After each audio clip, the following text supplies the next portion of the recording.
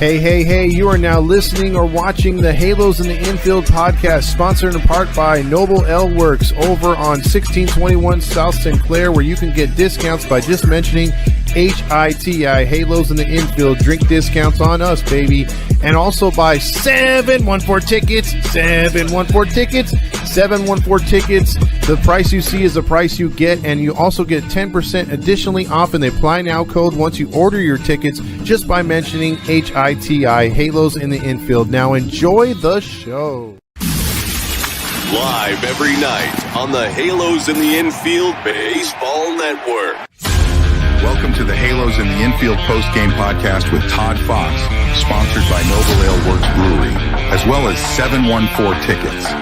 This is your nightly destination for all things Los Angeles Angels. Come join Todd as he recaps every thrilling and disappointing moment from tonight's game, win or lose. Get ready for insightful analysis, fan reactions, and Todd's engaging commentary. Plus, fans can call in live to the Halo Hotline to have their voices and opinions heard as well. It's the Halo Hotline. Stay tuned in for your chance to win free Halos merchandise with our weekly trivia. It's all about the game. It's time to dive into the heart of Angels baseball with Todd Fox on the Halos in the Infield postgame podcast. There's a drive from Mike Trout. See you later. That is long gone. It's the Todd Fox postgame podcast with your host, Todd Fox. Hey, welcome into another episode of the Halos in the Infield post-game show. I am your host, Todd Fox. Welcome into another disappointing post-game show as we get it started here today. Let me just adjust the screen. There you go. Sunday is not a fun day for your Angels, as this is the only place where you get an actual post-game show, not a bullshit filler one by someone not experienced or by Bally's who can't present a good one, as they just put on rotating guys like Patrick O'Neill and Bobby Valentine and other guys with beards who think that they know baseball, but they really know hockey. And then you got Bally's just going, hey, don't worry about it, and Trent Rush, AM 830, and all that other stuff. So no need to explain there. As we get you started on a Sunday, I have to say sorry for one thing before I get started here on the podcast. And you know what? We haven't missed a post game. We haven't missed one last year, but we missed one yesterday. And whose fault was that? That was mine. Yours truly, Todd Fox. I actually was watching some of the game, and we had a family event, and I shouldn't have been on my phone, and I decided, you know what? This team isn't giving an effort. Why should I? And so I spent time with my family, and then I'm like, you know what? I should go on afterwards. I owe the fans that. This is what we do. This is the kind of content we want to bring, win or lose. It doesn't matter. We're not front runners like AM 830. We're not front runners like other podcasts or whatever and only come on when they win or when there's something truly newsworthy. We're on here no matter if there's shit going on or there's everything going on. So I felt, you know what? I'm doing a disservice. But you know what? On second thought, I was like, you know what? We're losing 9-0. Who cares at this point? You got Kyle Tucker throwing in the ninth inning 40-mile-per-hour pitches. It's just not worth it. So I figured, you know what? I'll make it up to you guys tomorrow, and we'll maybe do a giveaway or something. And, you know, I'm sorry for not coming on yesterday. But yesterday's was a shit show, 9-0. I think I made the right decision, and I think you did too, doing something else than trying to listen to this podcast or watch any other type of game, because yesterday they gave you no effort. And today it wasn't much different. If you think about this series, so again, I apologize for yesterday, but I'm here today. And here's the thing I want to say to you guys. If it wasn't for one pitch, because if you think about it, Nettles RBI, I mean, they were, again, one pitch from being shut out today, and they were one pitch away again yesterday from being shut out. If that pitch strikes out, Joe Adell, or, he maybe, pops out instead of hits a home run or something like that, we're talking about 3 consecutive shutouts, 3 ugly, ugly games, and the Angels just would go down really bad in this series against Seattle. Probably the worst performance I've seen them play against Seattle. And again, Seattle has a good pitching staff. No one's got mad about that or said, hey, that's not the right take. They have a really good pitching staff. The problem is we made him look like a freaking Big Red Machine pitching staff. It doesn't make any sense. So the Angels once again, make other teams look great and struggle themselves. And it's just embarrassing the fact that they come out here and they play the way they do, because again, you could look at what they've done as far as a team and you could say, well, there's plenty of reasons why this team sucks. And I'll just give them to you right off the bat. Number 1 is Artie Moreno. Number 2 is Artie Moreno. Number 3 is Artie Moreno. And number 4 is the fact that Perry Manassian, because of Artie Moreno, was not allowed to go out and get the players to fill the gaps. Is one of the reasons right there. We got absolutely no depth. The only person we spent on is got Tommy John. Welcome to the Angels.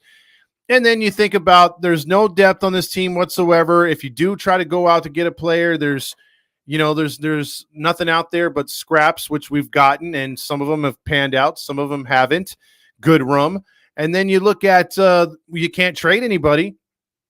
Think about it. You got no one in the minors to help booster this team, so the hitting is not, so you can't help the hitting that way.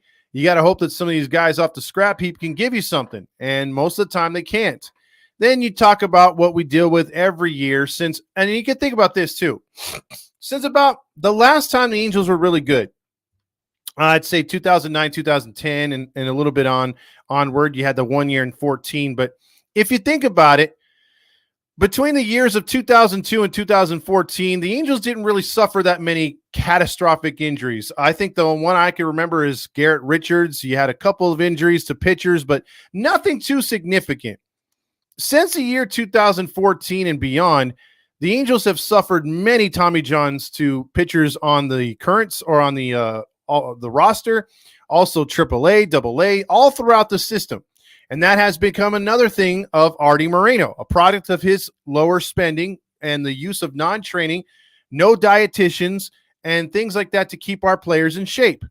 So you've had several injuries, and this team continues to lead the league with several injuries, and not just in pitching, but in hitting, and that continues. And you have the guys who take advantage, like number 6. Then there's also things that are wrong with the Angels. You could think of organizational wise, the way they advertise, PR.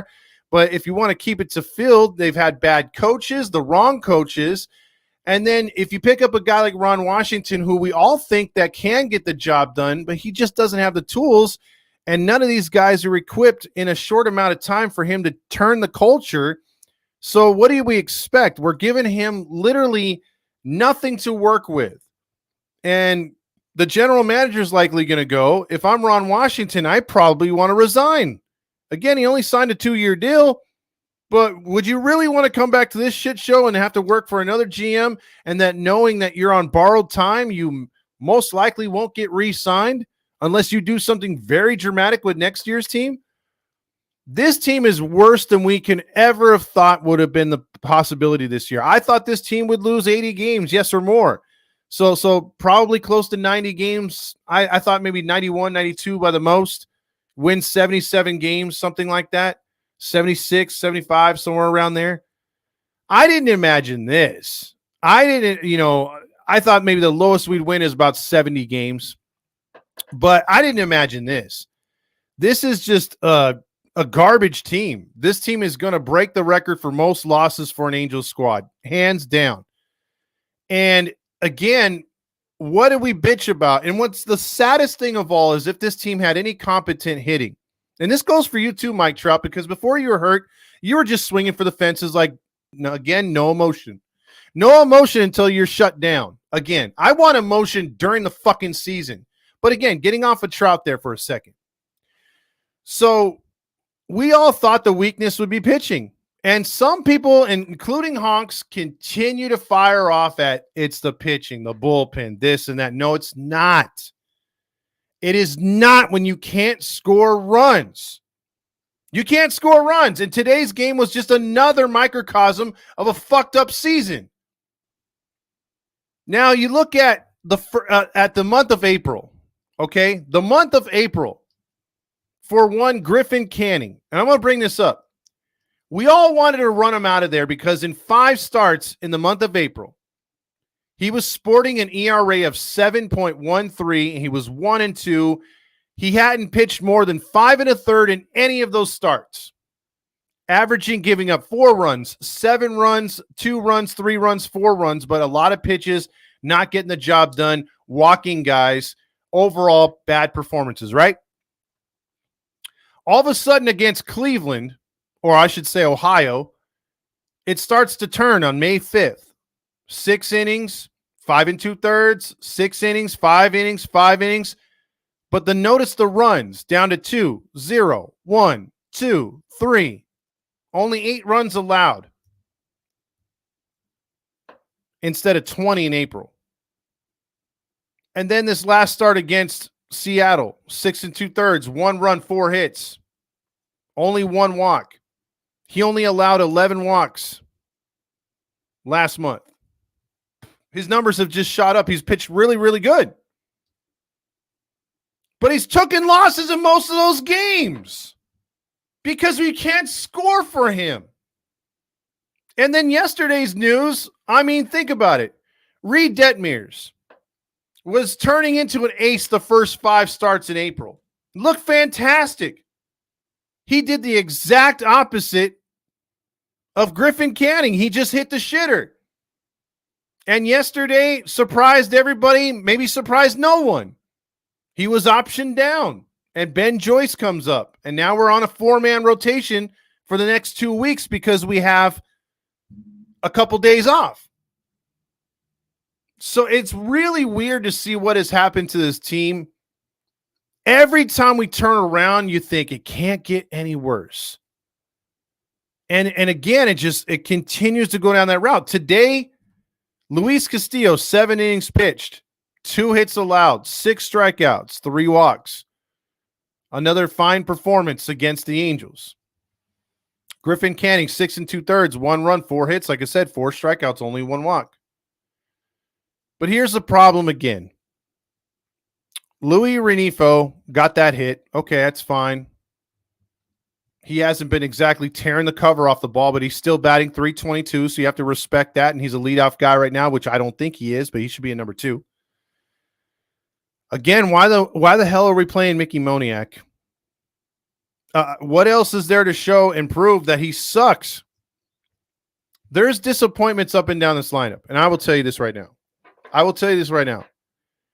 There is just nothing that I could say anymore to defend Moniak. Yeah, he made a couple nice defensive plays the other night. But, dude, you got to hit your weight. And he's not. And the sad thing, we got nobody knocking on the door. If this is any other club in Major League Baseball right now with a decent minor league system, they've already made a phone call. That player is on the flight to where Anaheim now, on their way back to play the Padres. And that person's going to take the spot. But we have no one ready. Taylor Ward, 1 for 3. He continues to be a frustration because I would have loved for him to take off this year. Just take off and hit 3 something so we could trade you at the deadline, bro. I'm tired of Taylor Ward, even if he was shining right now, even if he was on point right now. I'm over him. I've been over Noodle Arm. I'm done. Get him out of here. Get what you can for him. The big dong. As hot as he starts, he's cold as funk right now. 0 for 4 again. Kevin Pillar at least got on and scored, but he's still batting .330. I got nothing but love for him. You're not going to get rid of Ohapi, even though he went 0 for 3. You'd like to see him get on base more. He's been struggling. Another disappointment. These next 2 guys, again, are frustrating the living crap out of me. Like, again, I want Moniak gone. I want Ward gone. I'm trying to be realistic with you. I love the Angels. I love whoever wears an Angel logo across their chest except for Squiddy Poo. Everyone else I'll cheer for, no matter what. I think Squid was the only player that I rooted against, even if we were in a 1-run game. Couldn't stand that fucker. Still can't. But Joe Adell and Zach Neto, and I know Zach Neto should be in his 2nd year of the minors right now. He shouldn't be up here.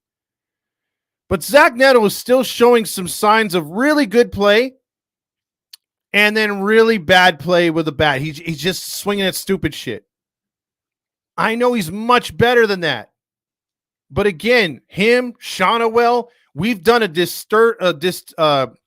what do you call it, disservice to Joe Adell. Talk about fucking with a guy's career. I mean, really, this organization, if you want to blame anybody for Joe Adell's problems, it's the organization's fault. Because Joe Adell can show some really good signs of life, but he should have been playing more in AAA. He should have an assistant coach assigned to him just for his hitting on a daily basis. I would. That's just me. I would have someone shadowing him or a mentor. Bring back a former Angel. Spend some money, you fucking cheap bastard piece of shit, Artie Moreno. I've seen other teams do this.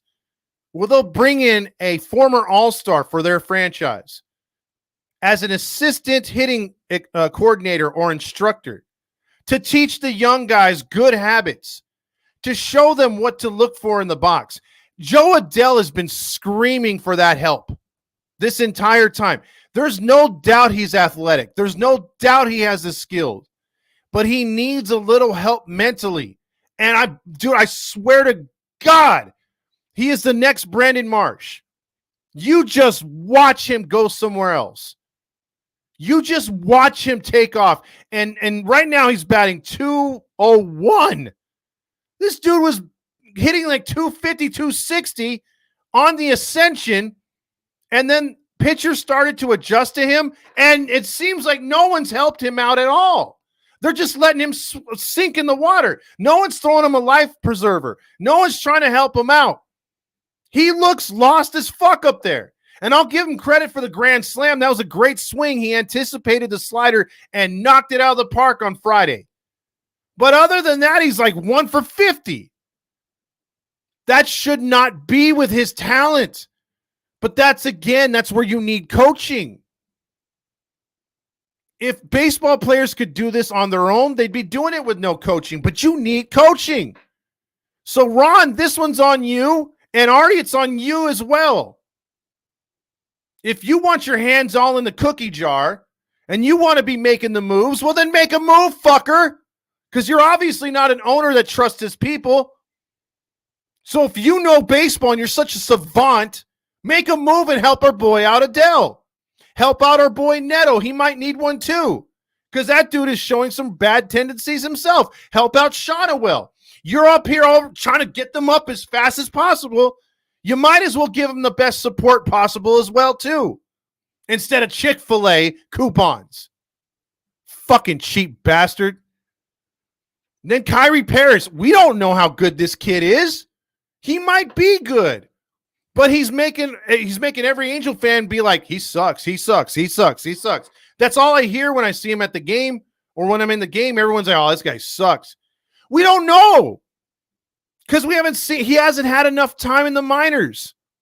And see, this is another thing, people. Michael Stefanik, right, who has proven he can hit up here. Madden didn't like him.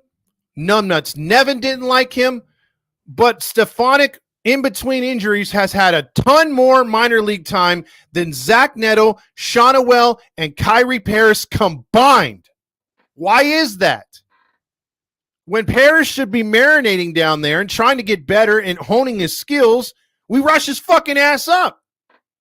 It's number one, depth. And number two, bad decision-making. Stefanik should have never been up and down. He's been yo-yoed in this organization. Joe Adell's the worst example. Yo-yo up and down, up and down, up and down, wasting all his options, number one. And two, playing with his fucking psyche. 3 times in his career, he was called up after being finally on point in AAA. Just to come up here and sit on the bench. If you're not going to play the guy, keep him in the fucking minors. It's little things like I'm bringing up right now that show you exactly what's wrong with this team. Because on the outside, fans like Leaf and others who join our broadcast who love other teams like Seattle and Eric up there in Seattle Pacific Northwest, they participate in our show, but they're kind of outsiders. They kind of know what's going on, but they kind of don't. And other fans of other teams who will catch on and see our podcast or whatever, and they'll be like, why the hell are the Angels so bad? Well, geez, let me just bring out a freaking Christmas list of what's wrong with this team. And don't even get me started on Christmas in June or July, whatever fucking days it is. I mean, a third grader could run this organization better. I mean, and no slight to Hunter, who's now 13 years old. But when he first started calling the show at the age of 10, Hunter could spell it out better than most of us could. And definitely better than your organization.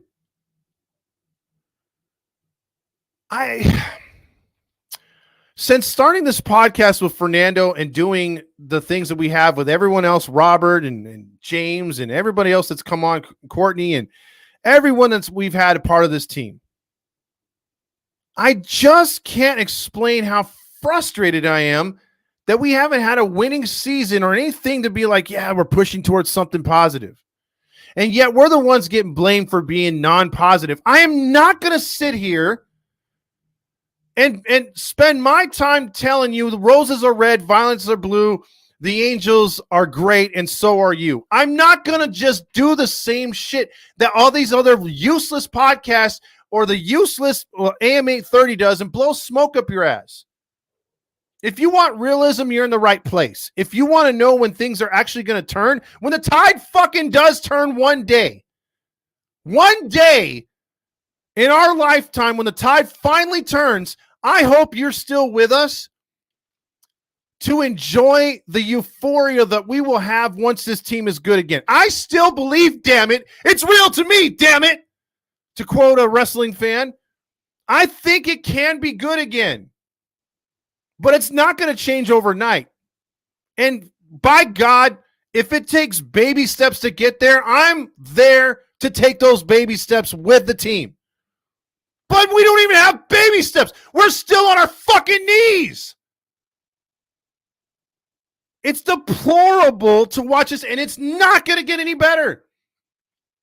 Look, again, I'll speak for myself. I'm sorry. I'll speak for myself and say, when I'm waiting for Michael Stefanik and Miguel Sano to come up here, for them to be big influences on this team turning it around, you know there's a problem. You know there's a problem. That's not a good sign. I'm not including 27, and I'm not including 6. I'm waiting on fucking Miguel Sano and Michael Stefanik. Because somehow that'll get us to score maybe 2 or 3 runs a game. When you have a hard time scoring 1 run, and we have this Halos in the Infield, chat that we have between all of us. And Rob made a good point. He's like, fuck Bally's right now. They're over here bragging that at least they weren't shut out, and they've only been shut out a couple times this year. But he's so right. He said, but yeah, how many times have we gotten blown out? How many times have we lost 10-2, 10-4, 7-1, 8-1, 8-3? We're scoring less than 4 runs. Remember, my thing is here on the Todd Fox postgame show is if you're giving up less than 5 runs per game, by either the starter or by the end of the game, starter combined with the relievers or reliever, you should have at least a 50 to 60% clip chance to win those games. You should. 4 runs is not a lot. Yet this team, that's like, oh, damn, we give up 4 runs tonight? Ooh, that's about 11% chance for us to come back. And again, we've given this team pass after pass after pass after pass. And I'm talking about the fucking coaching. As a network, we've been the most biased in a good way against this coaching staff. Even when guys are thrown out when they shouldn't be running. Even when they're bunting when they should be hitting. Even when they're hitting when they should be bunting. Even when they're swinging for fences when they just showed the night before that small ball was working, they went completely opposite the next night. Now I'm starting to call into question Ron Washington's way of thinking. One of the oldest cliches in sports or in life in general is if it isn't broke, don't fix it. I don't know if it's analytics. I don't know if it's just his way of thinking. We won't know because he doesn't take credit for when things are bad. But why is it that you could find something that works, even though the team loses, but find something that works 2 games in a row or even 1 game in a row? Why can't you not apply that to the next day and the next day and slightly change it up based on how the pitcher pitches, as far as if he's throwing low in the zone, then you look to go the other way or inside, or just depending on how, no. It doesn't feel, since Scioscia has left, maybe I missed it in Ausmus's year because that year feels like a blur. But I don't remember Joe Madden ever using a fucking strategy. I mean, the dickhead never liked to do batting practice. For an old school guy, he was dumb as dirt. I mean, he was smoking the ickiest of sticky icky. And maybe that messed up his mind towards the end. But Numbnuts Nevin, I mean, that was understandable. That guy's a walking brick. I mean, guy's got an IQ of a brick. But I didn't understand. I mean, I never saw those guys utilize a fucking scouting report.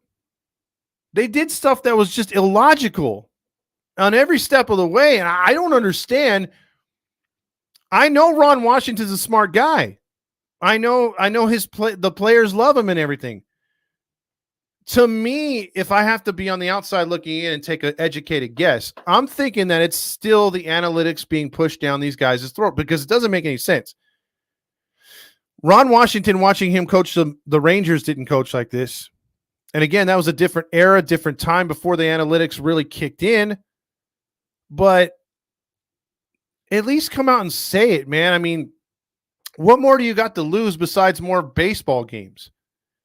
You're essentially on a trial period of your contract. So if they fire you at the end of the season for opening your mouth, so be it. What's one more year? You can go home and relax and get paid. They're not going to take away your money. I would call out this staff because, again, this is making you look bad, Ron. Do you think we know any of the nerds that work for the Angels? Hell no, and there's a good reason for that. They don't want to be known for the guys fucking up the franchise or being a part of fucking up the franchise. And that's the other thing. Artie doesn't even hire the good analytics guys. He hires the dumb ones that maybe are better at World of Warcraft or Fortnite, but they do know numbers when it comes to baseball, not exactly the players that fit.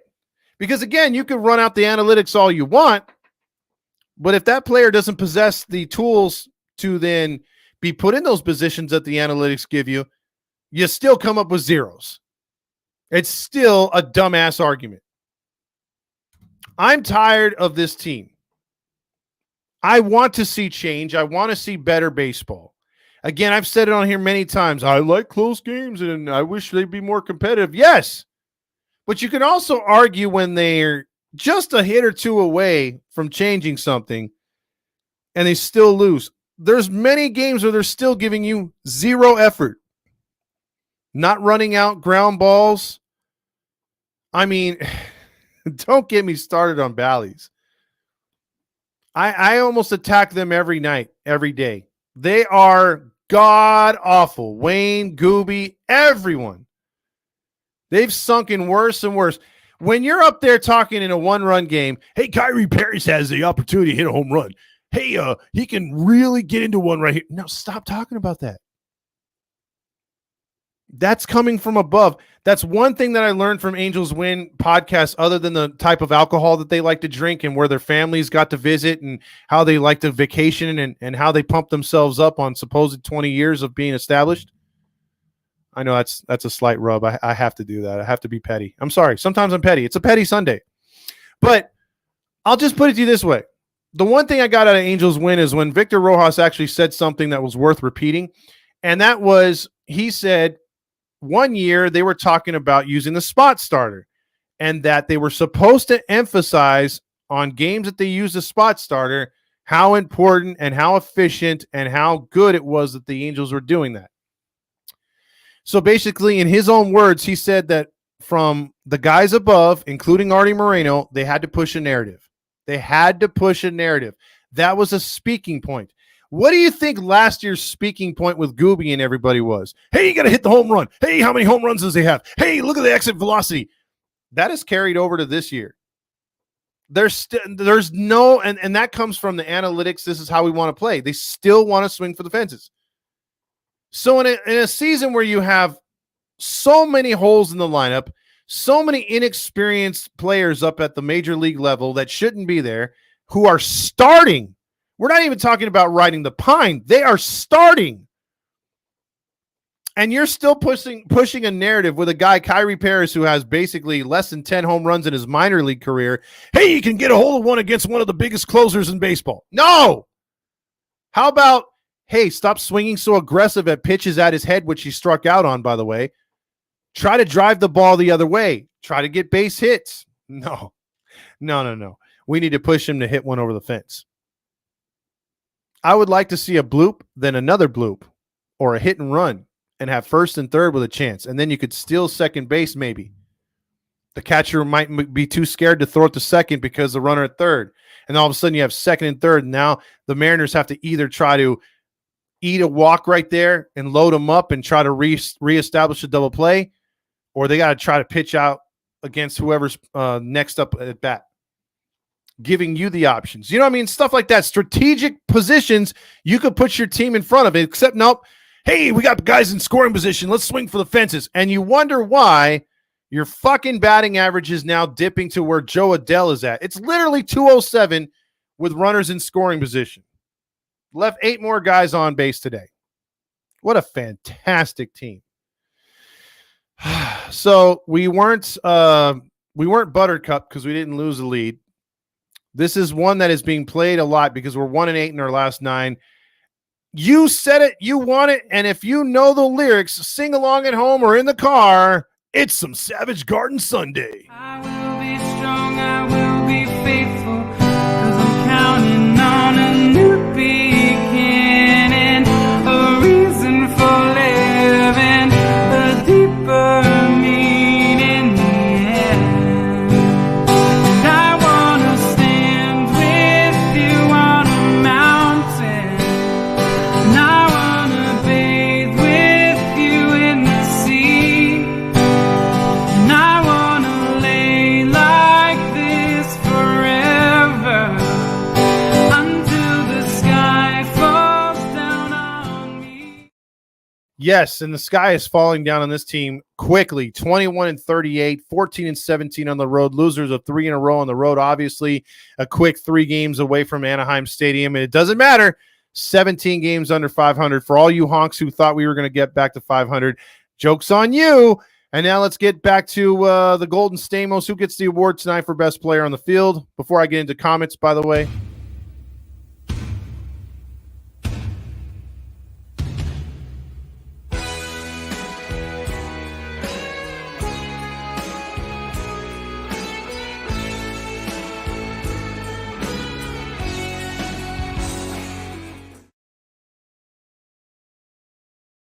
The John Stamos Award for Best Player on the Field, Luis Castillo. Luis Castillo tonight, again, 7 innings pitched, 2 hits allowed, 6 strikeouts, and 3 walks. Yeah, that's all I'm going to say about that. Now let's get into the Nacho Night. Well, hold on. Now let's get into the night. I love the nachos, gas station nachos. I love those nachos, yeah. Gas station nachos, ow. Ow. Angels hitting. I mean, look, 3 more strikeouts for Joe Adell. A hat trick again on back-to-back nights. 9 strikeouts as a team. Only 4 hits. And again, I'm going to give it to the Angels hitting for Nachos tonight and also Bally's. You're over there killing Zach Neto for making a supposed error. He just bobbled the ball, dude. Stop killing the kid. Stop killing the kid. If you can't score a fucking run, Wayne and Gooby are all over you like, it's Neto's fault. You see right there? It's not Garcia. It's not anybody else. It's his fault. Whatever, dude. Bullshit. Bullshit. Last award of the night, the Golden Dong, the Willie Cal Dong. It's a big Calhoun, the golden dome, for the player who stood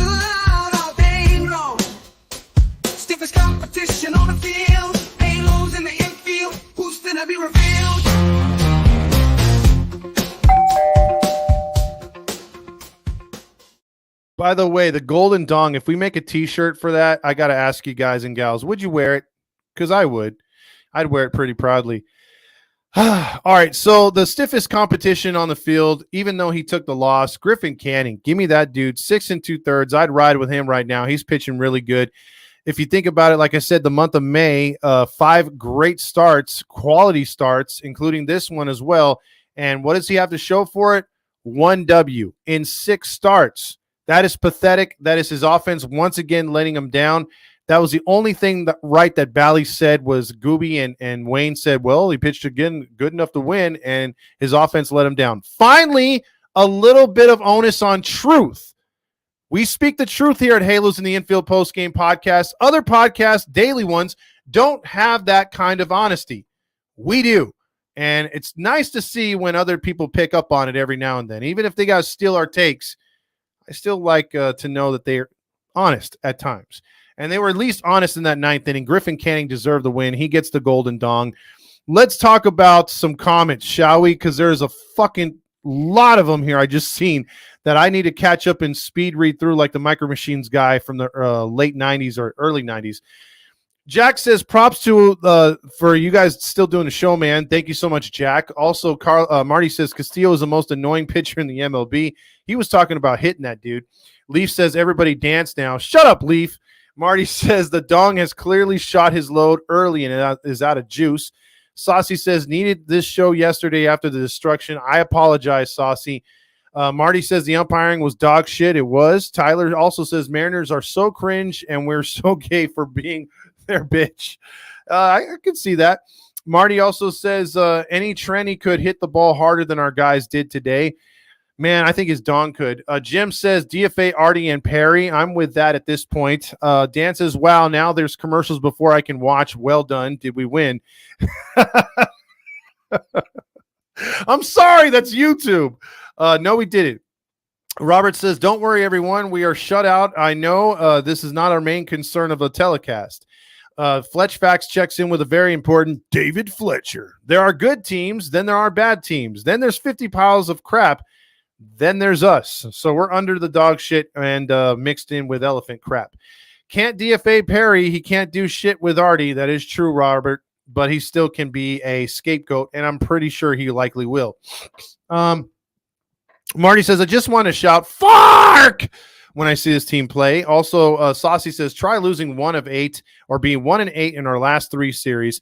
Held to 1 run in 20 straight innings. Only the White Sox are worse than us, and they've been shut out like 10 times. David Roska. Now, I love this guy. I love his Expos logo. I love the fact that he's always saying Anaheim Angels. He's watching old World Series highlights and everything else like that. I know it's gotten to this guy when he has put Angels suck balls, and that's sad. Again, our most truest of fans, even they're saying we suck balls. I can only root sports when what I miss on Bally's. Dan says, I like what you did there. Did we at least get a pep talk from Roger and Trent? Yes, we. I think Trent was like, this is one of the best teams I've ever been a part of. Jason says, back when I grew up, the Angels were bad, but these Angels are bad beyond worst. That is true. At least they would have a fighting chance. At least sometimes they'd shock you. They'd win 4 out of 6 here and there. They'd lose 3 in a row, but then they'd come back with a 5 out of 7 or something like that. Not like this. Let's see. You're still the best, man. I appreciate that. Tyler Roberts says, don't lie, Todd. You were watching the Dodger game. It's okay. We'll let this one slide. Eric says, hey, folks, you are awesome, Todd. I appreciate you, Eric. Tyler says, we always vibing no matter what. Props to you right there. Fist bump, imaginary. Caesar says, we suck. I hope 20-50 by the All-Star break. Well, you don't have to hope too much. Jim Hoyt says, the season starts tonight. It's only June 2nd. Well, you know what? That is something to think about because this team can do some damage if the season starts tonight. We got a lot of baseball left to be played, and the season starts tonight. Also, you missing podcasts like our Angels winning a game. It's a rarity. I stayed up till midnight waiting for the podcast. I appreciate that. Think Gene Mock, his comeback. Let's see. Also, the Angels' grandma says, if Neto hadn't made that error, we would have been tied at 1-1 and possibly going to extra innings. I don't think so, Angels' grandma, because they would have went with their closer at that point, and we wouldn't have done anything. Jason says, Angels so bad we keep Suarez rather than DFAing Suarez and sending down Detmers. when we got to send down Suarez. Exactly. We should have DFA'd his ass big time. Marty also says things I hate most are Squid and Castillo. I guess Suarez sucking the right balls, and balls. Yeah, he's apparently firmly kept his place and position on this Time team. for you to check out what I want. I want Balls and John Stamos. Also, Marty says, Big 20, did you get your something wet? Castillo, another guy that has predator-ass hair. Jim says, the only thing good about the upcoming homestand is a Trout bobblehead on Friday so we can sell them on eBay. Hey, I'm guilty of the last 4 of doing that. Dan says the game is the only reason why we should be having a scoring rule change. Canning allows 1 run. BP gives up 4 runs, score 1. Canning should not get a no decision. Moore and Garcia should get the loss. I kind of agree with that. They released Dozier, so they released depth piece too. LOL, Sarah says. Also, Jason says there's a goddamn tsunami in Texas right now. Really? It must be a bad rainstorm. Also, Angel's grandma, yeah, I saw it. Definitely gave me the Mariners fans some breathing room when they gave up all those runs. Eric Ward checks in with this organization as a whole, the complete failure from every level, top to bottom. Even Oakland has more hope than the Angels. We're talking abyss-level failure. Yeah, this is bad. This is like pre-Dan Schneider selling the team in Washington. This is like Marlins baseball before they got a new owner change, and even that hasn't really worked out for them, but they were really bad in the previous organization, so somehow they squeezed out 2 World Series right there. Don't worry, we signed left-handed pitcher CD Phelan or Palem or whatever from the Mexican League, not Bauer, a proven starting pitcher. I felt bad when we lost Eckstein to the Cardinals. I did too. Grillmaster says, once again, great pitching and the offense does nothing. Fire the hitting coaches. Robert says, hell yeah, and sell at the deadline, and let's have an open tryout. Pay Erstad all the money, please, Tyler says. And that would be that's a good vibe right there. I would take Erstad big time as a hitting instructor for sure. Grillmaster's DFAing everybody. Marty says, our physical ed is a skinny dude in glasses with a towel permanently around his neck. No wonder why we are screwed. Oh, yeah. The guy who actually takes care of our players. Will Gregg says, what's the point of having Trout on the roster? There should be nothing. You should just get rid of that guy already, dude. Or just let him go home for the year. There's no way he's coming back this year. There's no way. And what will be the point at this point anyway? I mean, you're 17 games under 500. You really think he's going to help this team get to the playoffs? You're smoking. They are just making it worse on themselves. I thought maybe 60 to 70 games to win this year. This is much worse. Exactly. They could be in the 50s. Eric says, I'm shocked. I really thought Ron Washington was going to get things done. Also, Marty says, is crack cheap up in Seattle? I'm sure Washington was looking to get on. Team meeting now again. Team meeting. Don't talk about pitching. Do not do it. It is the hitting. Hitting. Fernando says, God bless Artie and his unfinished business. He's like, unfinished business. Also, we got Grillmaster says, why are we still not playing Vanessa's husband? Because he's a pitcher now. Sarah says, they have Stefanik and Martin, in my opinion, are ready MLB players. That is true, but again, these guys should be guys that still should be in the minor leagues. At this point, let Mickey play. It's a win-win. He figures out we still lose and we don't, and he doesn't, and we still get on his ass. Or we still get rid of him. Bradis B says, I'm an Angel fan for life, bro, but I can't even watch the games anymore. First year in a long time. I say that now. I just put it on the radio and do my things around the house. And again, I am never going to fault a fan for making that kind of decision. Because if they're giving you a shit product, you give them shit feedback. And that's just part of life in anything. Whether you're going to a restaurant or going anywhere. Lose and get a better draft pick, but they won't do that. My dong is hurting. Okay, that's good. At Fernando, for real, I would hate to see the bad we would be if he didn't want to settle his unfinished business. Exactly. Ron Washington wasting his golden years with this dumpster fire. It is a circus act, Saucy. Sarah says getting rid of Mickey won't solve anything, is very much the issues of how they aren't adapting. This is like a virus spreading through the team. They won't win a series, maybe a game, as it gets worse. But at some point, you have to try to stop it, Sarah. And there are ways of stopping it, like the ones that I mentioned and that ones that you're probably thinking and other fans. The organization just won't do it. They just won't do it. Tyler says Halo fans not watching isn't being a bad fan. Things are just so bad right now. It kills our Halo heart, man, every time that they play. And agreed. Again, another thing to say right there on that one, Tyler, is the fact that, again, you can only watch something happen so many times at the same time over and over and over. And if it keeps happening and there's no change in everything, I mean, it's the same thing in the NFL. Yes, NFL's apples to oranges. It's only 16 or 17 games. But you see a team that gets off to a horrendous start, the fans check out by mid-season. They start watching from home, like you said, listening on the radio, like you guys have said, or just not paying attention. And then you see how empty that place is by the end of the year. Just watch what a ghost town this stadium is going to be by the end of the season. Is Moniak even worth getting a trade, or is he cash considerations guy? Right now, he's a cash considerations guy, unless someone really sees some potential and overpays. There should be mentors for a lot of these young guys. Imagine Simba or Neto. Well, Simba right now, if you don't know, Sarah, has some deep-seated mental issues that my boy Fernando has found out, and he would not be the most promising guy to use. But I would bring back an Eric Ibar. Guys like that love the game, that were students of the game, that were great leaders. I think that is solely missing in this locker room, if you can call it a locker room. A call for a contraction of this team like the Expos. Oh, geez. Caesar says, Todd, my buddy thinks Artie is going to try to show face with the fans by signing Vlad Jr. What do you think? I think he will try to save face. What would concern me, Caesar, big time, is if he didn't do anything in this offseason. Like if we had an exact, like with glaring holes like we are going to have, even bigger ones than we had this offseason. But if we go into next offseason with the same or worse and he does nothing, I will start to believe some of these people that think that he wants to move this team. I will start to believe that. But if he goes out there and just throws money at every free agent, then we know Artie's Artie.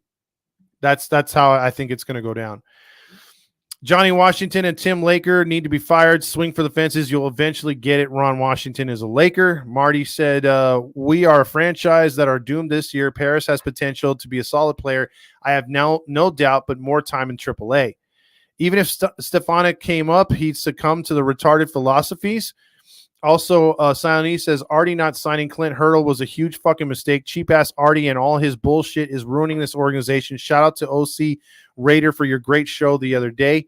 Yes, I agree. Also, Paris, I think, is a baseball player. How good? No clue. They aren't adjusting at all. Look at all of them swinging for the fences, getting tricked so easy. Like how pitchers messing with Neto the other day. Exactly. Jack says also, I think we all need a vacation after this series. I'll be at Mammoth going fishing next week. And it's beautiful up there, Jack. So many lakes. And check out a very underrated lake on your way to Mammoth called Convict Lake. It has a really, really cool jailbreak story with cowboys and Indians. It is, and it's all up there. You could Google it, or you could look at the monuments it has. And it's a very pretty lake just off the main road on your way to freaking Mammoth. So I'm just saying, check that lake out. You might get some good fishing up there. I've been up there. It's beautiful. My uncles live up there too. See, Big 20, you better get your wick wet, I guess. And he's all happy about that. As a Mariners fan, Will says it will happen. Hopefully it doesn't take your team 21 years like us. And that's the problem, Will. With you guys in our division, we know what has gone on and the suffering that you Mariners fans have had. On one hand, some Angel fans like myself are not exactly happy for you, but we'll give you a golf clap because you've been good. It's when it's hard to root for you, Will, and all due respect, when you got those dances that you guys do, the recent history with the fights with us, 95, and then also the fact that you got Jerry DeBoto up here, which Jerry DePoto's doing up there what he should have did here. So that's just that. Big 20 is going to be a 40-year-old virgin by the time we make the playoffs. Marty says, we are on our knees like Trent and Roger in the AM 830 booth. Frederick checks in with, they won't get better until Artie is long gone. Eric also says, man, this is the most animated I've seen, Todd. balls, and angry Todd. Yeah, that's how I've been lately. And this one, just 2 nights for me. Time for you to check out what I want. I want balls and John Stamos. Angry Todd. Also, Jack says this is the first time all season we got blown the fuck out. We have 11 1-run losses.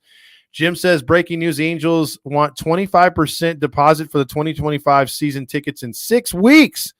Gotta love the current motivation to do so. Well, that is insane. How could you ever peddle more season tickets and trying to knock in the fans for next year with this shit product? I hope you're thinking hard and long on that one, Jim. I know you have a long history of being a season ticket holder, but man, that's got to test your patience.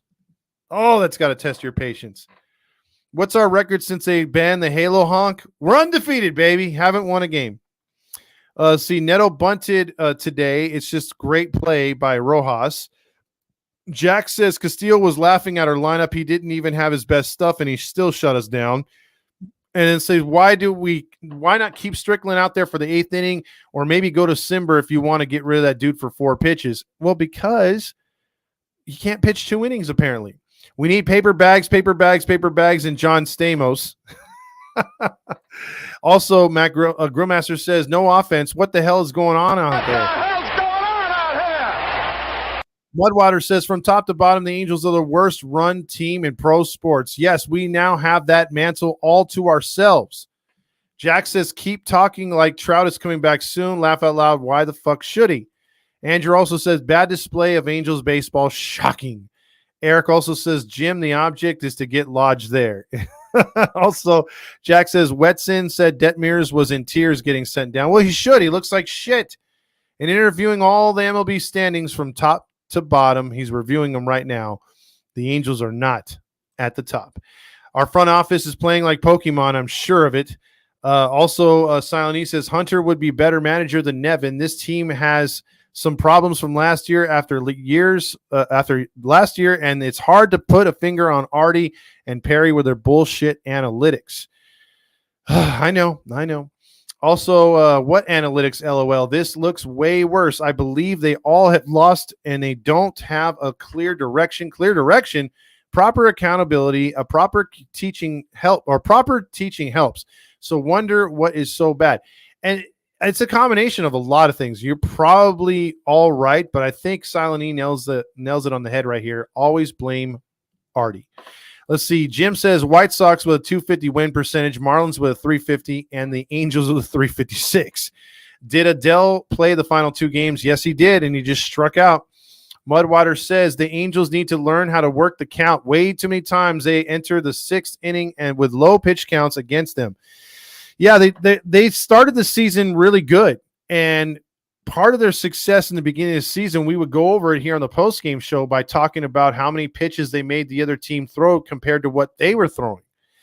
But somewhere along the lines, that has really changed for the worse. Players ask what these pitchers are throwing. Coaches replies, who gives a shit? Swing for the fences, boy. Chicks love the deep ball or the long ball. The kind of analytics that Artie puts in his own head are home runs solve everything, and losing doesn't matter as long as you get the big hits. And the entertainment, Silent E. Don't forget about the entertainment. But we have Roger Lodge, Jim says. Don't worry about it. We have Roger Lodge. He is the guy who is going to save us. How dare you? No, seriously, he's going to save us. He is the guy who will get us through this losing streak because Roger loves the Angels. Let me tell you something about my guy, John Stamos. So I was able to go in the back bedroom and unscrew the old balls and Running up my butt right now? You get out of it what you put into it. John Stamos Choked on me. He was so great. Hard to believe Ohtani was on this team. It seems like years ago.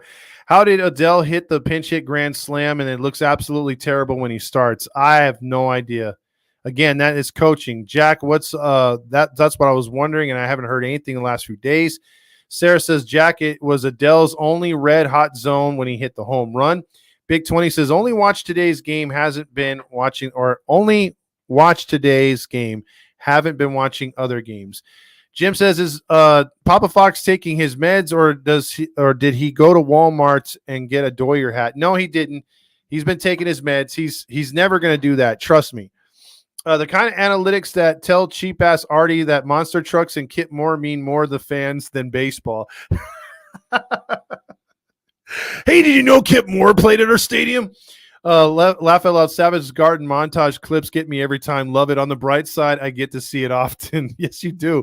You don't have to request it too much. Also, I've never paid much attention to Savage Garden's song. There's 6 on the ground. LOL. Balls, and no approach. Did someone say Bally's? Roll the tape. He's like, I got to hear Bally's.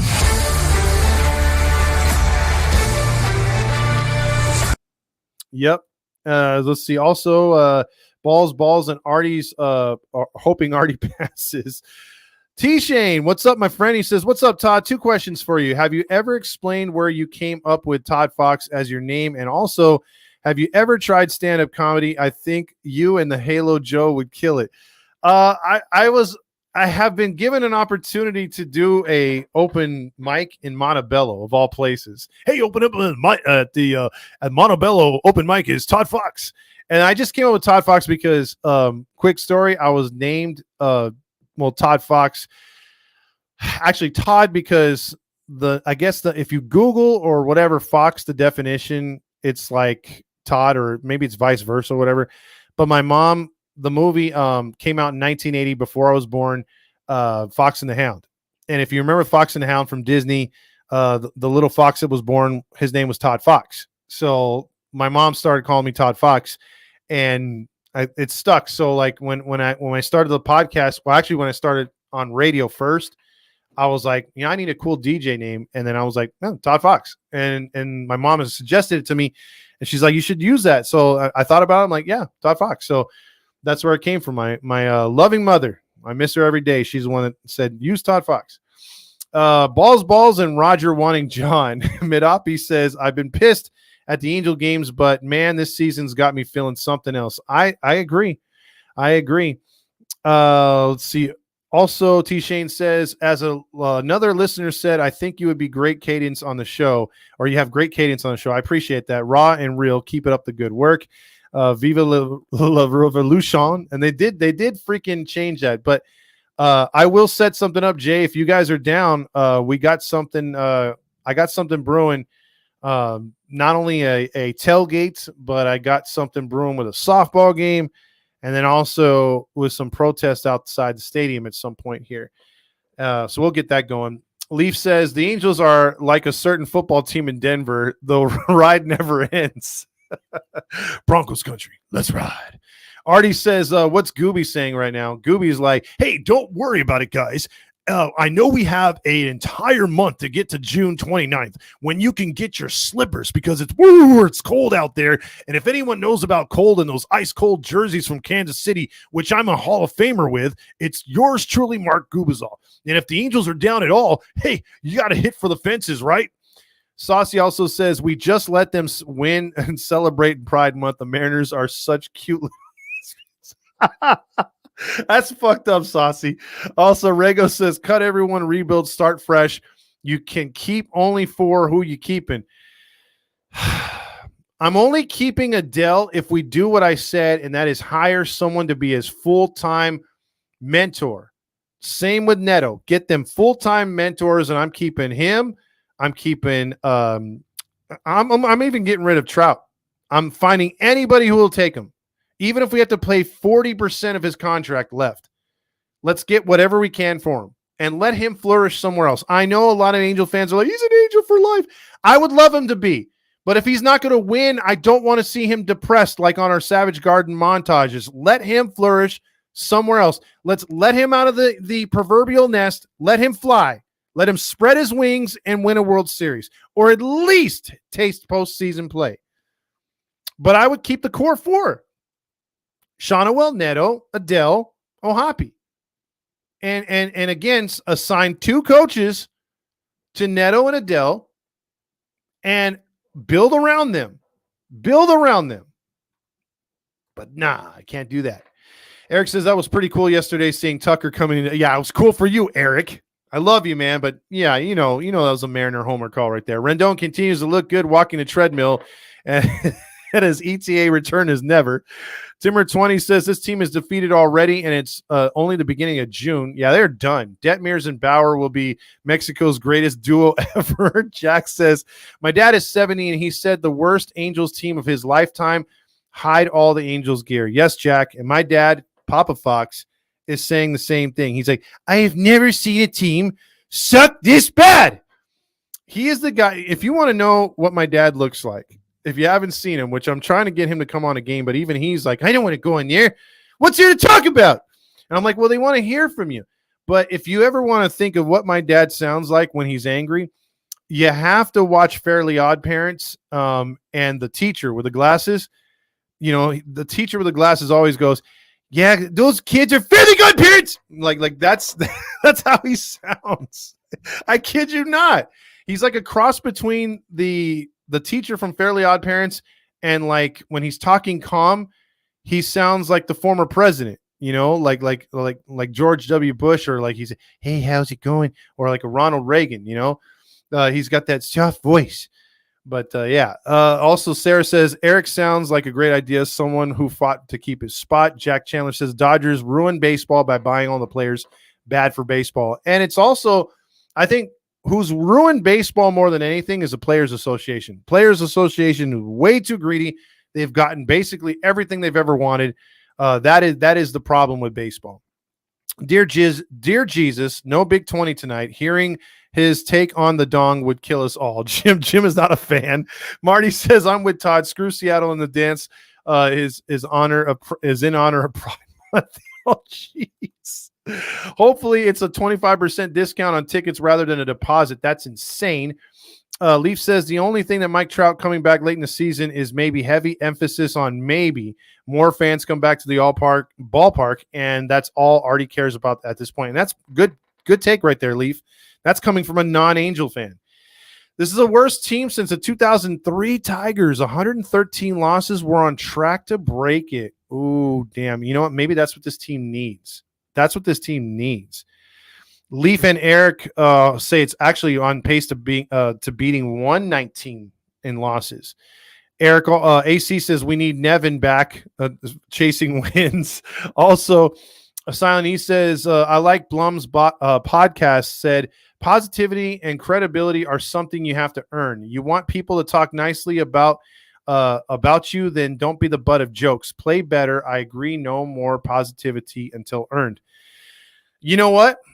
For a podcast, again, Sam Blum's like the only real one outside of us. I will say that is one of the most beautifully put things that kind of sums up what we're here about on this podcast. I'm not taking the credit for that because he obviously said it, but damn it, he said it better than what we could say over here. I mean, that's basically how it is. It's sort of like when people complain about not being respected. Well, maybe you should try respecting the person that you want respect from before you get respect back. And so taking what he said and just putting in another analogy, I think that's what it is. We'll respect this organization much better when they start playing up to our capability of as fans or what we expect as fans. Tyler says, it's like the whole team starts losing these games and they all start pressing and taking the worst approaches at the plate all at once. Agreed. The Angels are so embarrassing at this point. I don't even think a homeless person would take free Angels gear. It's worthless. It's like when when the Super Bowl losing stuff goes to third world countries and they're like, oh, the Bills, they won again. That type of thing. If we sent Angels gear over there, they're like, what? Why do we want this shit? Next one. Let's say I'm down for the protest. Okay, I agree. 3 out of 4, but I slap Adele for Soriano. Well, I didn't mention. I forgot about pitching. Soriano is definitely a keeper. Rego, you're 100% correct. Jay says just have a spread the word on social media and gather other angry Angel fans to join. I think that's going to be something coming up here really soon. Tyler says, if it wasn't for some of the hype that we saw in Trout in the World Baseball Classic, I would think he doesn't like high-pressure games or high-pressure moments. He's perfect for the Big A. Also, most popular jersey on Pride Night is the Big A with a Dongs jersey. Book it. Also, I see another Big 20. Yep, and I'm gonna freak out. Mr. Crocker. Also, Todd's dad is Mr. Crocker. Mr. Cocker. Moonman says Angels should play great tomorrow. It's Pride Night, and we all know the Angels are a pillow biters. Team sucks. Man, we're just slamming this team left and right. 1-8 Jets Pod says. Also, Robert says, we're the team that you love to play because you can take it easy, rest your guys, knowing the Angels can't win or won't compete. You know what they remind me of? And that's a good point, Robert. They remind me of and I'll bring it back to football. Like last year, when you saw at the end of the season, teams were playing the Panthers. They really weren't trying as hard, and the Panthers were keeping the game close, and you're like, oh, the Panthers, maybe they're not all that bad. But then you saw the other teams like start to take it out on them in the fourth quarter because they were taking it easy, expecting to just walk all over them. I think that's what happens to us because in baseball, we're competitive as hell, as some of you have said, the first 6 innings, because either we're not scoring and the pitching's really good, but once they get into our bullpen or once the hitting gets, adjusted to, we fall by the wayside either way, and the Angels look like a mediocre-ass team. We are cursed. We needed once we got rid of Madden and his mohawk. Have you some Wheezy said, when is the protest so I can request a day off? Well, what we're going to do, Have you some Wheezy, I'll let you know, and I'm going to encourage fans to make posters. We're going to try to make banners, and we're going to be on the Orange Thorpe side or on the Catella side, mostly probably on the Orange Thorpe side where all the main people come in. And we're going to tell them to honk if you want Artie out, if you want them to sell a team, give away thunder sticks, give away business cards for Halos in the Infield, maybe throw some shirts, get people really to speak their mind, record it, and play it on and try to get that shit to go viral on not only your personal site, but tag us, and we'll do it on our site. It's going to be something like that. And I think so. I will let you know, Wheezy. Believe me. And Wheezy, email me or message me that when you can come on, because I'd like to get you on and hear your take for this season. Because my boy right there knows his baseball big time. A big, huge Angels fan, loyal Angels fan, and even he, like Eric and others that are loyal Angel fans, are tired of this shit. So I would love to get his take on it. So please message me, my man, and we'll get in touch and make a podcast when we can. And then Eric wants us to know, you know what, man? My team swept the Angels. I still got love for you. But damn it, is it Spritz o'clock? Spritz o'clock, Angels play. Win or lose, we toast today. Sip and cheer no matter the score. Spritz o'clock, let's pour some more. Spritz o'clock, let's pour some more.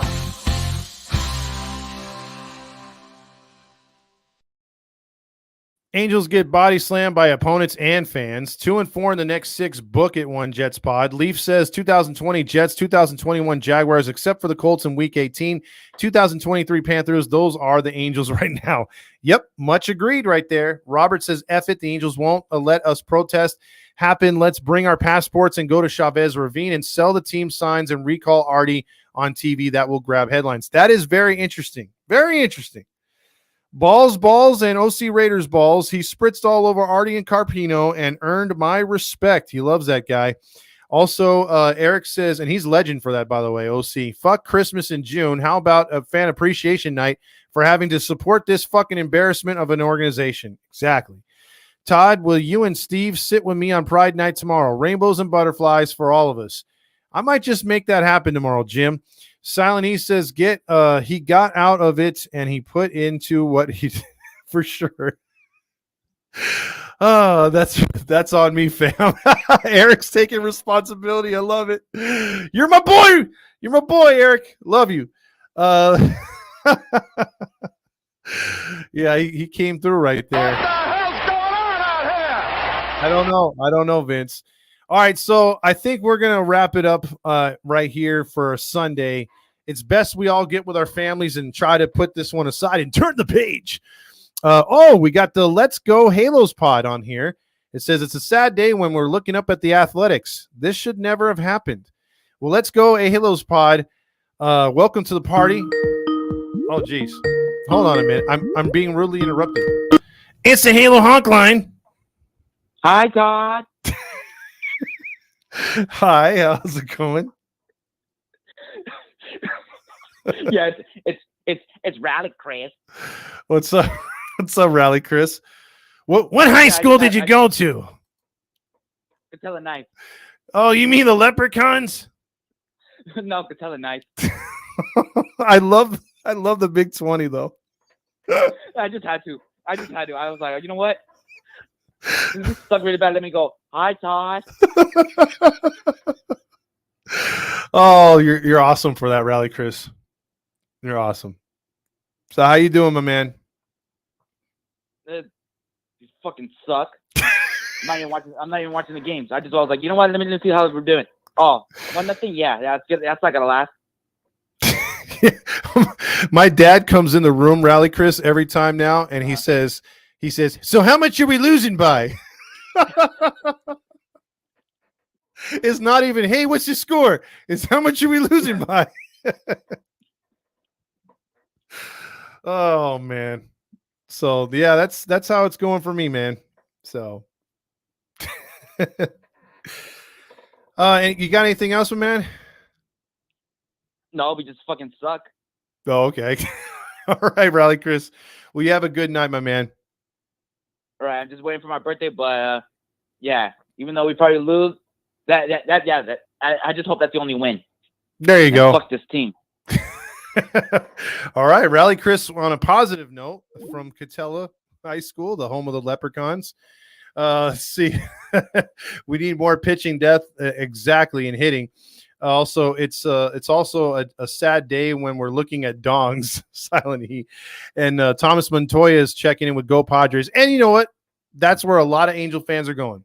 They refuse to go to the Dodgers. God bless them. But at the same time, you're like, I need something to root for. And if the Padres make the playoffs, well, then go Padres. And I've always been sentimental. Never a fan, but always been sentimental because my grandpa, when he came over from Germany, he was a Padres fan. He lived in Escondido mostly for years upon years, decades. And he really wanted them to win in the 80s. They fell short, and then he passed away right before they made the World Series in 98. And he was a huge Tony Gwynn fan. So I really was pulling for them big time in 98. I really wanted them to win a World Series so I can, give a fist pump to, or chest bump for my grandpa. He would have loved to have seen a World Series. So I get a little sentimental when the Padres are really good. Like I secretly root for them. I don't get Padres gear, and I don't say, oh, they're my team, and I don't say, yes, we won a championship, and no, I would not be at a parade, and no, I don't go to Petco Park and cheer for the Padres. I've only been there 3 times, and once when they played the Dodgers, and I cheered for them then. That's the only time I did because they were playing the Dodgers. And then when they were playing the Angels twice there, and I watched the Angels and Padres go head to head, and of course I root for the Angels, but I just will give them their love when they're there in the playoffs and secretly root for them as my team. That's the only one that I would care about in the postseason. And other than the team that plays the Dodgers.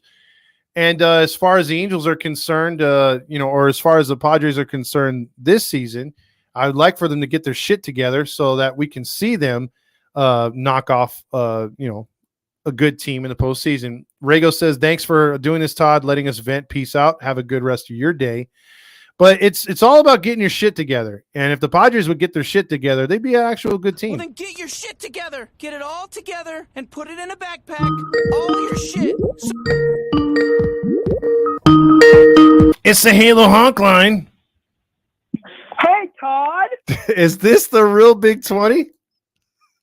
Yep. Jim wants to know about your surfing contest. He's eagerly awaiting what you have to say about that. What surf contest? It's summertime. I don't have a surf contest coming up. Wait, but 2% classic. But isn't it the best time to go surfing? I mean, in the summer? Yeah, free surf, not contest wise. Okay. So, do we have any kind of situation going on, or is this a boring night for Big 20? It's Sunday, so yeah, I'm just cruising, watching baseball. Probably gonna go surfing a little bit. But last night, dude, I was dancing and I almost got a. But my friend was like talking to her, and I'm like, fuck, dude. And then my friend kissed her, and I'm like, oh shit, get it, man, get it. And then I was like, okay, now it's my turn at the next party to get with her. Are you sure? Oh, gnarly! Yeah, I'm pretty sure. Mm. So what happened to that other Yeah, girl that wants but- to ride with you? What other girl? You said the girl that your friend's cousin or whatever. She's like a 10. Oh yeah, she's coming in July. She's coming in July, and she's gonna come. Stay Oh, the night. good for you! If there's parties, I'll take her, and then when I come home, we'll see what happens. Nah, I don't know about that, but we'll have to see. Yeah, because they're gonna spend 2 nights down here. Mm.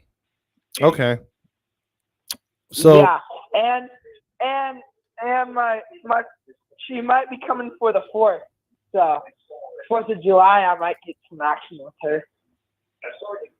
doubt it, but we'll see, man. We'll know if you do. Trust me. You'll call in and be like, "Hey, Todd." What? Hey, Todd. Yeah, I'm gonna be like, hey, Todd, I just lost my ring card on the 4th of July. Yeah. Yeah. And it's gonna be a great Independence Day for me, baby. You'll give that speech from July 4th, the movie. At the end, the president gives that speech about independence. That'll be your speech as you have sex for the first time.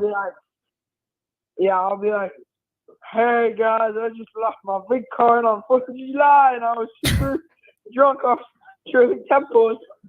Yep, I'm sure that's how it'll go. All right, Big 20. Yes, sir. You have a good rest of your night. Hopefully we beat the Padres tomorrow night. Go Angels! Woohoo! Go Angels. All right, that's Big 20. It's the Halo Honk line. If you want to ride a wild pony. If you want to be rich, you got to be like the A-Train. Oh, man. The A-Train. Artie Moreno, everyone's favorite owner. How you doing? Of course. Who else would it be? The greatest owner in the history of sports. I couldn't tell you how proud I am of myself, my achievements. What achievements? Oh. I'm sure you wrote them all down on crayon, correct? Oh, yeah. Yeah, my new book that's coming out, Yes, I Can, by Artie Moreno. Yes, I can. Oh, yeah. It's got me, a picture of me tap dancing on the front. Oh, it's all about my life story, Todd. Okay. Calm down. You're going to have a heart attack. Calm down. Oh, I feel like I've been running for like an hour. But I was just drinking. I was partying it up with the boys. We were getting plastered and playing strip Uno with the office girls. Oh, jeez. That game lasted forever. Did the A-Train make an appearance? Oh, yeah. Oh, let me tell you. When we played splitting the bottle, but we were drinking out of cans. Okay. So we used the old dong. I just pulled my pants down, and my buddies spun me around, like pin the tail on the donkey. And whoever it pointed at, guess what? Oh, come on. All right. Let me get back to baseball. You're going down a wrong route here. Eric has a good question. Did you, 2 questions actually. Did you, focus. There's more than one right here. He said, did you get upset when that fan OC Raider yelled, "Fuck you, Artie," and sell the team? That's a 2-part question? Well, that's the first part of it. Oh, gee, it's going to take all night.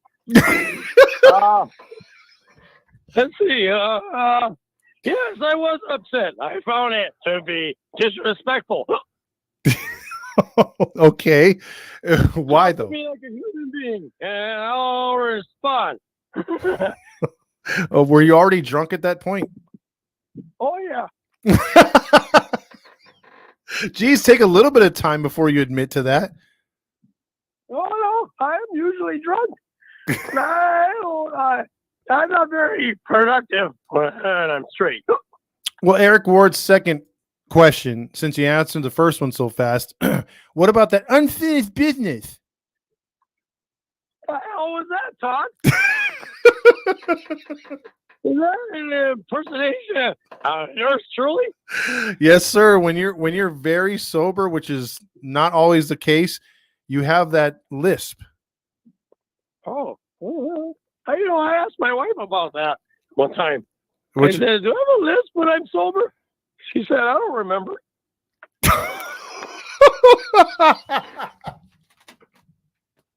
I don't either. I guess I lose it. See, alcohol is the answer to all of life's ailments.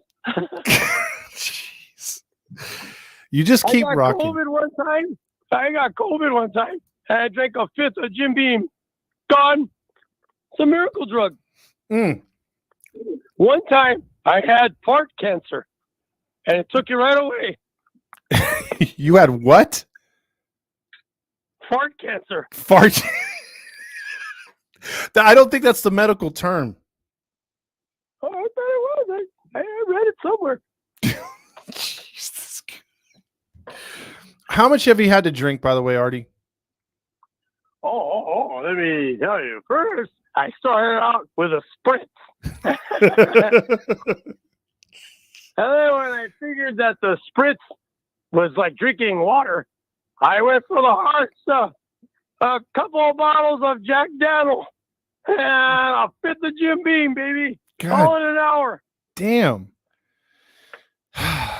Okay, last question for me, because Artie, your heart and liver can only take so much of this, but I gotta know.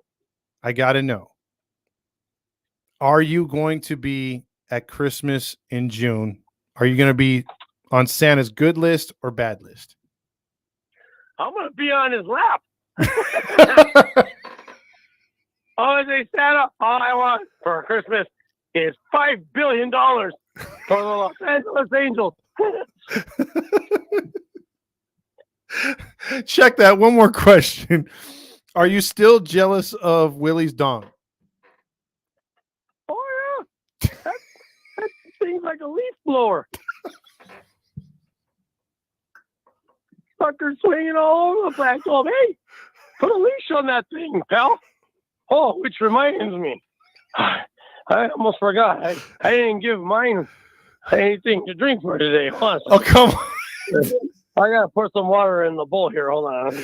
That bowl is dry as a bone.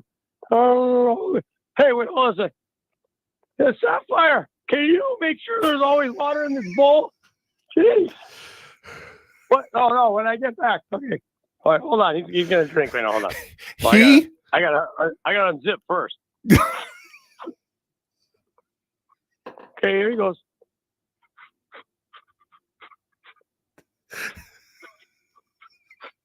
Stop it. Put it away. I don't want to listen to it. Stop it. This is wrong. This is wrong in so many countries right now. We're going to get banned from YouTube. Stop it. Stop. Cannot be that thirsty. That's my. Hey, who said he's not man's best friend? And a couple ladies too. Okay, Artie, I think we've had enough, dude. Okay, Todd, I'll talk to you later, pal. Hey, what happened? Oh, what happened? Did they win today? No, we got swept. Oh, there we go again. Oh, well. I'll talk to you later. All right, Artie. Artie Moreno. Jeez. I don't know where to go from there, except right back to the comments for a couple minutes. Silent E says Artie needs a leash, and I think Willie's Willie is a good start. Demetrio says my girlfriend is tired of me saying Angels lost every day. The A Train, baby. Oh my goodness. Oh my goodness. I even forgot to give the number and people were calling in, but we'll just save that for tomorrow night's game. I appreciate everyone that got on and also that's been in the comments blowing it up as usual, and I love that. Give a like and subscribe if you haven't done that on the podcast side, and also a thumbs up here on YouTube would really help. Really appreciate that. Stay tuned for the Padres series. I'm trying to negotiate that first appearance on the road, so to speak, of a post game, and then possibly a watch party over at Mezzo. So I will let you guys know ASAP. Okay. So for Todd Fox and everybody here, a part of Halos in the Infield, let's play us out with some good old Savage Garden, because that's what we're used to, losing from start to finish, baby. Have a good rest of your Sunday. Appreciate all of you, and go Angels. I will be strong, I will be faithful.